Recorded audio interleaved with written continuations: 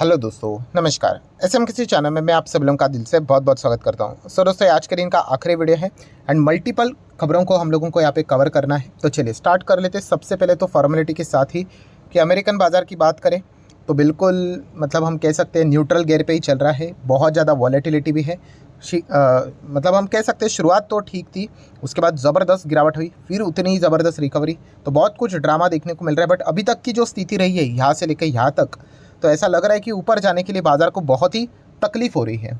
ठीक है, वैसे तो डेटा भी देखा गया, इन्फ्लेशन का जो डेटा सीपीआई का आया था वो तो इतना कुछ खास भी नहीं था। मतलब महंगाई अभी भी देखने को मिल रही है अमेरिकन बाज़ार में।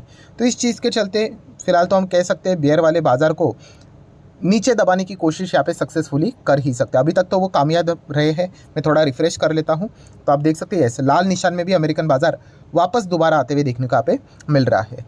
नेक्स्ट अगर हम लोग बात करेंगे नेस्डैक की, तो नेस्डैक का परफॉर्मेंस भी बिल्कुल सब कुछ एकदम नॉर्मल ही परफॉर्मेंस है। एकदम एक्सट्रीम तेज़ी, एक्सट्रीम गिरावट के मतलब कोई भी अभी तक ऐसा सिनेरियो देखने को ही नहीं मिल रहा है। हाँ, अभी अगर कोई ऐसी चीज़ अगर होगी तो एफओएमसी की बैठक वही एक सबसे एक इम्पॉर्टेंट की पैरामीटर देखने को मिल रहा है। मतलब हम शेड्यूल्ड चीज़ की यहाँ पे बात करें, वैसे तो बाजार में अनसर्टेनिटी रहती है, होने के लिए कुछ भी हो सकता है, बट शेड्यूल्ड अगर कोई इंपॉर्टेंट चीज़ है तो एफओएमसी की बैठक ही यहाँ पे रहने वाली। तब तक अगर देखा गया तो बाजार एक बोरिंग रेंज में ही चलते हुए देखने को मिल सकता है। देन हमारे एडीआर्स की बात करें, इन्फोसिस का डाउन है, आईसीआईसीआई बैंक भी डाउन है, विप्रो थोड़ा सा अप है, एचडीएफसी बैंक भी बिल्कुल न्यूट्रल ही है, मतलब हरे निशान में। एंड डॉक्टर रेड्डीज कहाँ पे चला गया तो नीचे है 0.70, तो ठीक ठाक परफॉर्मेंस देखने को मिल रहा है।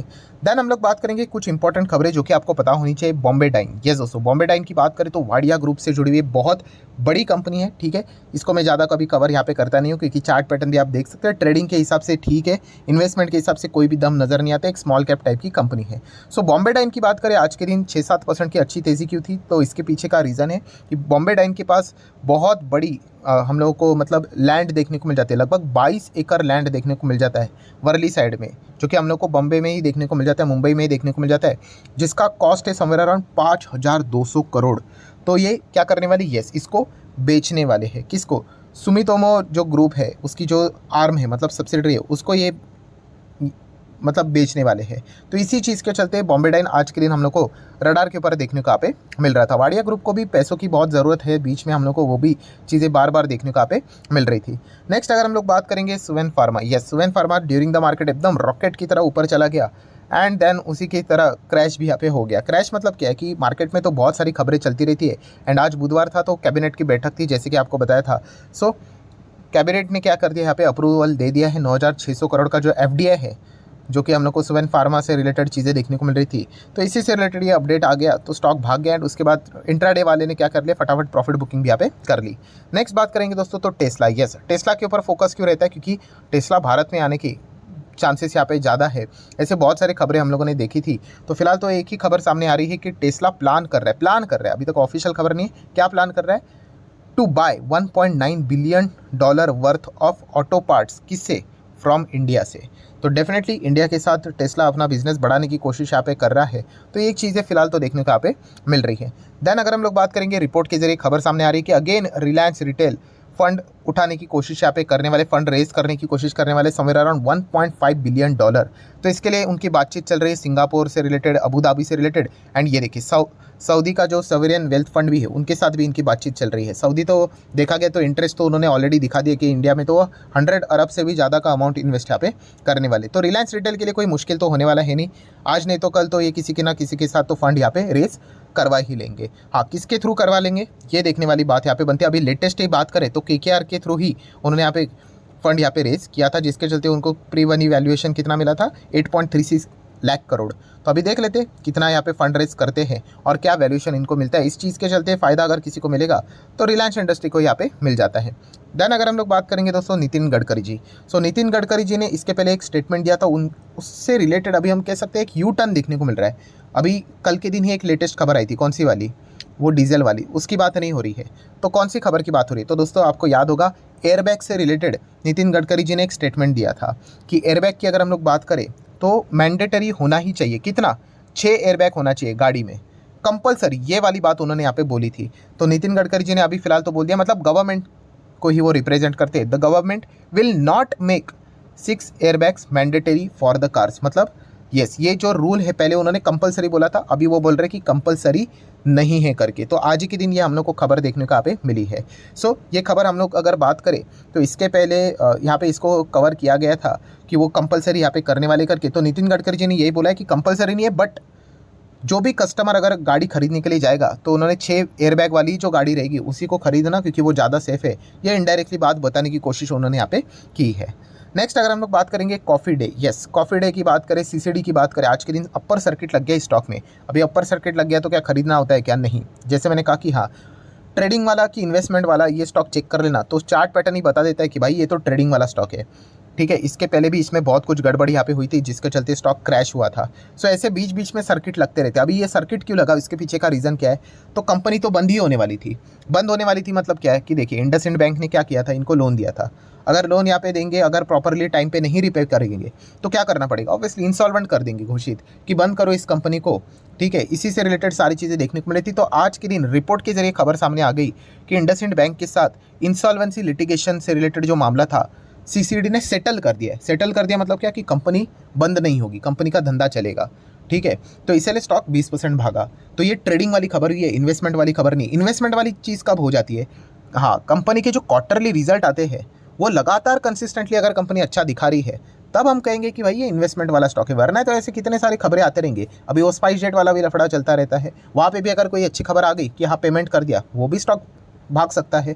बट क्या इन्वेस्टमेंट कर दे? नहीं, इन्वेस्टमेंट के लिए लंबी पारी खेलनी पड़ती है। शॉर्ट टर्म में तो ये चीज़ें चलती रहती है। अगर आप देखोगे यहाँ पे इसका जो परफॉर्मेंस है लॉन्ग टर्म में, कुछ भी नहीं, 5-5 साल होल्ड करके आपका वेल्थ डिस्ट्रॉय हो जाएगा। हाँ, बीच बीच में सर्किट लगते रहेंगे, बट हाँ अगर आप लंबी अवधि के लिए इन्वेस्टेड रहेंगे तो पैसा तो बनेगा नहीं। तो पैसा कब बनेगा? जब कंपनी अच्छे नंबर्स दिखाएगी तभी। चलो नंबर में इतना ही कर रहा हूँ तो आपको पीएनएल भी दिखाई देता हूँ इस कंपनी का। ये देखिए, कंपनी का नेट प्रॉफिट देखिए, लेटेस्ट कितना था, मतलब जो अभी तक का है, लॉस। इसके पहले क्या है, कोई प्रॉफिट है क्या? नहीं, लॉस ही देखने को मिला। हाँ, इसके पहले थोड़ा बहुत प्रॉफिट नज़र आ रहा था, वो वाइप आउट होते हुए देखने को मिला। अब और वो भी अगर आप देखोगे इतना बड़ा प्रॉफिट देखने को मिल रहा है, वो अदर इनकम से रहेगा। ये देखिए, अदर इनकम सडनली शूट हुआ कि नहीं। तो इसलिए आप देख सकते हो कि कंपनी का जो प्रॉफिट 100 के आसपास हुआ करता था, सडनली 2000 कैसे हो गया? तो कुछ तो अदर इनकम, कुछ तो बेचा होगा कंपनी ने।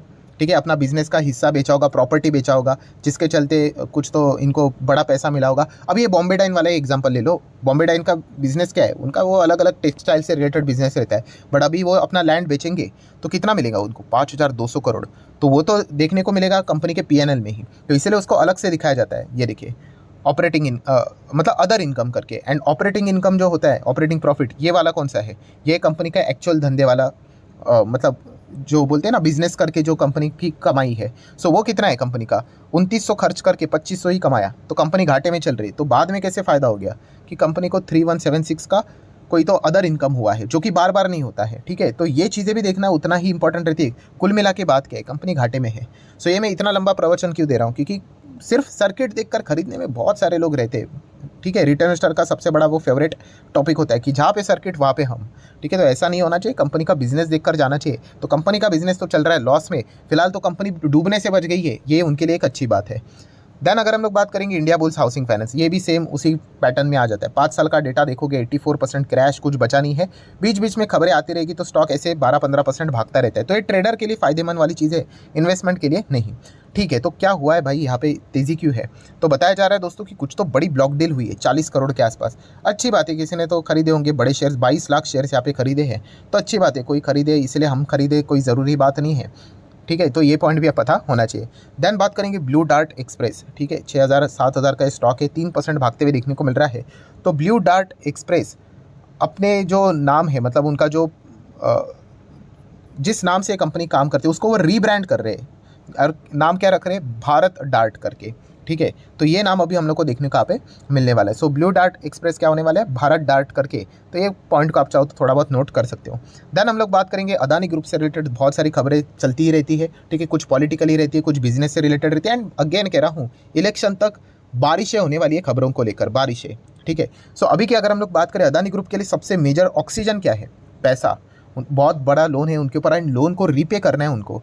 तो यहाँ पे आप देख सकते हो अदानी ग्रुप यहाँ पे क्या कर, ऑब्वियसली रिपोर्ट के जरिए खबरें हैं कि ग्लोबल बैंक के साथ बातचीत करें, $3.5 बिलियन का लोन यहाँ पे वो उठाने की कोशिश करने वाले हैं, जो कि one of the top Asia loan रहने वाला है 2023 का। ठीक है। सो ये देखने वाली बात रहेगी क्या वो इसमें सक्सेसफुल रहते हैं कि नहीं। अभी बहुत ही ग्रुप की बात करें तो टफ टाइम से गुजर रहा है, रिस्क बहुत ज़्यादा है, तो लोन तो मिल जाएगा बट ज़्यादा ब्याज चार्ज करेंगे आप, ऐसा भी यहाँ पे बोल सकते हो। ऐसी चीज़ें भी हम लोग को देखने को यहाँ पे मिल सकती है। तो ठीक है, देख लेते हैं आगे क्या होता है करके। रिपोर्ट के जरिए खबर फिलहाल तो देखने को मिल रही है। एफएस डीएस एक्टिविटीज़ की बात करें, डीएस ने बाय किया है, एफएस लगातार यहाँ पे बिकवाली ही कर रहे हैं। ठीक है, क्रूड की बात करें, डाउन तो है, लाल निशान तो है, बट स्टिल 91 के आसपास, 92 के आसपास ही देखने को यहाँ पे मिल रहा है। तो ठीक है दोस्तों, जितने भी इंपॉर्टेंट पॉइंट्स थे सारे यहाँ पे कवर कर लिए। जाते आते अमेरिकन बाजार के दर्शन कर लेते हैं। तो कुछ नहीं, लाल निशान में ही सेम कारोबार देखने को मिल रहा है। ठीक है, ऊपर जाने के चांसेस तो बहुत ही कम नजर आ रहे हैं। ऐसा लग रहा है कि ऊपर वापस जाएगा तो शायद से वापस बेयर वाले क्या कर सकते हैं, इसको दबाकर नीचे यहाँ पे लेकर आ सकते हैं। यही चीज़ें फिलहाल तो अमेरिकन बाजार में देखने को मिल रही है। सो ठीक है दोस्तों, जितने भी इंपॉर्टेंट पॉइंट्स थे सारे यहाँ पे मैंने कवर कर लिए। वीडियो अच्छा लगे तो चाहो तो लाइक एंड शेयर कर सकते हो। डीमैट अकाउंट अगर आपने अभी तक ओपन नहीं किया है तो लिंक नीचे डिस्क्रिप्शन में 25 वीडियो की लिस्ट आपको बिल्कुल फ्री ऑफ कॉस्ट मिल जाएगी। आपका नाम, कौन सा अकाउंट आपने लिंक के थ्रू ओपन किया, प्रॉपर्ली कमेंट से मेंशन कर देना। तो हफ्ते भर के अंदर अंदर सारे लेक्चर्स मेरे साइड से फ्री ऑफ कॉस्ट प्रोवाइड कर दिए जाएंगे ताकि आप शेयर बाजार को आसान भाषा से सीख सको। So that's it, thank you very much दोस्तों, we will be meeting our next video. तब तक के लिए बाय बाय।